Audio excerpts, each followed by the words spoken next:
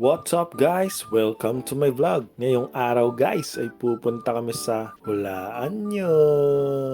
Siret, sa Merlion at Marina Bay Sand. Pero bago yon, gagala muna kami ni Kat at Kenneth dito sa palibot ng pinag-iistayan namin. May pupuntahan kaming store, yung tinatawag nilang Value Dollars. Mura din daw mga chocolates dun guys. So ayan guys, palabas na kami ng housing. Kung mapapansin nyo guys, napakalinis talaga. Walang lumilipad na plastic o kaya papel. Tapos wala din ako nakikitang naglilinis. Ibig sabihin, disiplinado talaga mga tao dito guys. Ayan guys, tatawid na kami. Yung mga pedestrian crossing dito guys, may pindutan yung stoplight kung tatawid ka na. Para alam nilang may taong naghihintay tapos ipa-priority ka nila. Bawal kasi jaywalking dito, dapat lagi kang dumadaan sa tamang daanan. Medyo malaki daw ang fine sabi nila. So ayan guys, nakatawid na kami.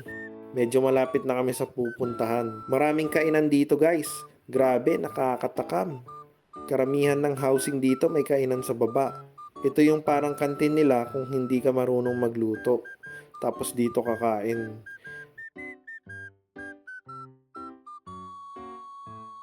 Tapos meron ding mga grocery dito gaya ng pupuntahan namin.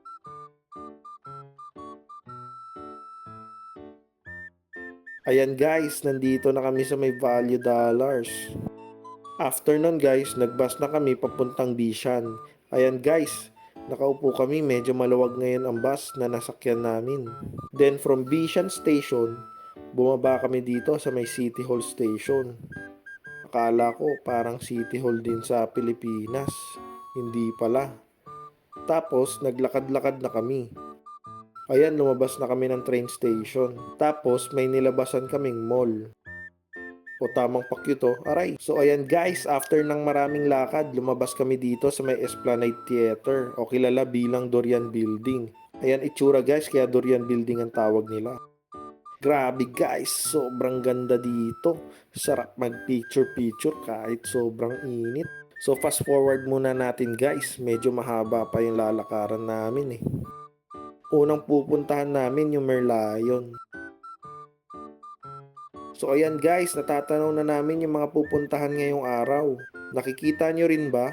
Teka, lalapit pa ako ng konti. Ayan, doon banda yung Merlion. Tapos sa bandang kaliwa, yung Marina Bay Sand. So tatawid na kami ng Jubilee Bridge. Unang tingin ko dyan guys, Jollibee o gutom lang ako. Gago! Pero tignan nyo guys oh, buti maganda yung panahon. Ganda rin ang clouds. So punta na kami ni Kat sa Merlion. Medyo nahuhuli na kami. Ang dami kasi namin kinuhang picture kahit sa ang angulo kasi ang ganda. Tignan nyo. Ayan guys, malapit na kami. Sobrang daming tao dito.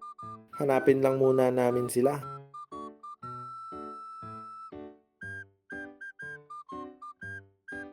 Ayun si Aki nakanganga na. Sinasalo niya na yung tubig ng Merlion. After nun guys, nagpa-cool down muna kami sa may mga puno sa tabi ng Merlion. Medyo malamig naman dito kasi may silong kahit sobrang tirik ng araw.